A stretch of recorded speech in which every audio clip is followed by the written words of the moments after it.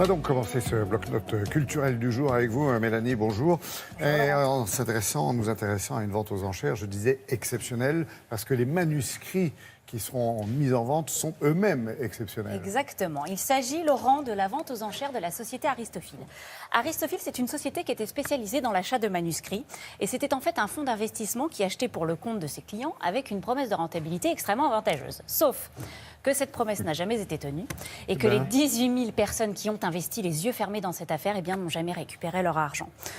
Donc la société a été placée sous contrôle judiciaire, tout le fonds a été saisi et les 135 000 œuvres qui constituaient cette collection, 135 000 œuvres vont faire l'objet de 300 ventes aux enchères dans les 10 années à venir. Et la toute première, la vente inaugurale, a lieu demain à Drouot.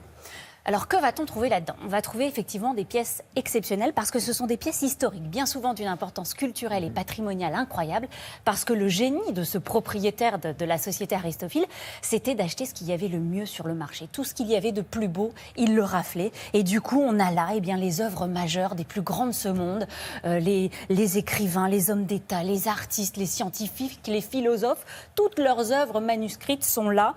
Et ce qu'il faut bien comprendre, c'est que cette escroquerie, finalement, n'enlève rien au côté extraordinaire de cette collection. Vous allez voir, nous avons rencontré 2 des 6 experts qui avaient la lourde tâche d'inventorier tout cela. Et ils nous montrent, malheureusement, une toute petite partie de la collection. Déjà pas mal. Ouais, regardez.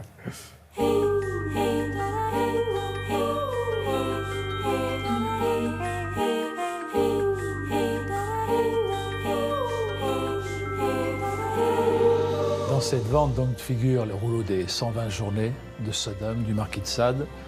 C'est le document peut-être le plus scandaleux de l'histoire de la littérature. Sade l'a écrit en prison à la Bastille, dans sa cellule. La petitesse de l'écriture, c'est simplement par manque de moyens. Il n'avait pas de papier suffisant. Donc c'est normal que les marges soient remplies. Il cache le fameux manuscrit entre 2 pierres avant d'être transféré et interné à Charenton, 12 jours avant la célèbre prise de la Bastille. La suite est à la fois obscure et claire, c'est-à-dire qu'il a été retrouvé, vendu et ensuite édité en 1931. La seule édition digne de ce nom, donc en fait l'édition originale des 120 journées de Sodome. Dans la collection Aristophile, on compte de nombreux manuscrits médiévaux. Et dans cette vente, on trouve un manuscrit de Quinte Curse, qui est un auteur romain antique, qui a composé l'histoire d'Alexandre le Grand en latin. Et nous proposons ici la traduction française par Vasque de Lucène de ce texte de Quinte Curse. Ce manuscrit date de 1470-1480. Le commanditaire, c'est un prince bourguignon, Adolphe de Clèves-Ravenstein. Il est illustré de 16 miniatures en semi-grisaille, une technique qui utilise une palette déclinant toutes les teintes entre le blanc et le noir. On a cherché à égayer un petit peu ces images avec des touches de couleur pour rendre finalement plus puissantes des scènes par exemple de bataille. On mettra le sang rouge, un ciel plutôt bleuté pour casser un petit peu avec cette grisaille. André Breton écrit en 24 les manifestes du surréalisme. Dans cette vente, il y a les manuscrits qui ont servi à l'édition de l'ouvrage. Un texte qui va révolutionner absolument, la littérature et l'art du XXe siècle.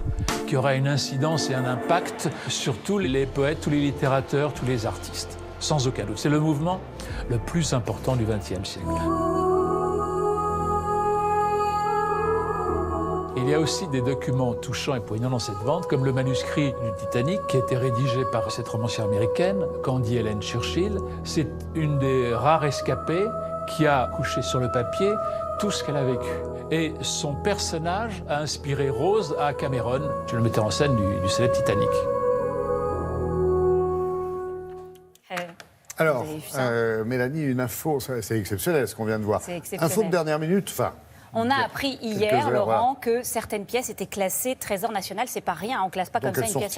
Elles sortiraient de la vente. Le rouleau de Sade, les manifestes du surréalisme d'André Breton sortiraient de la vente. L'État a 30 mois pour formuler une proposition d'achat. Je vous montre ça parce que ça, c'est génial.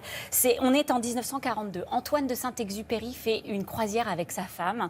Et ça, c'est le livre d'or. En Amérique du Nord. Voilà, au Canada. C'est le livre d'or où les gens laissaient un petit mot. Et Antoine de Saint-Exupéry, lui, il laisse une esquisse du Petit Prince bien avant que naisse le Petit Prince. Incroyable. puisqu'il apparaîtra un an avant. Alors on voit le petit prince debout, fier, et il dit « je reviendrai ». Donc là, on a la preuve que ce héros était déjà dans la tête de l'auteur. Et on l'imagine forcément sur une dune. Et voilà, ça c'est les petites pépites que vous aurez demain lors de cette vente, 14h30 à Drouot. Il y a une très belle exposition aujourd'hui, jusqu'à demain matin. Merci beaucoup pour ce moment exceptionnel, mais partagé, Mélanie.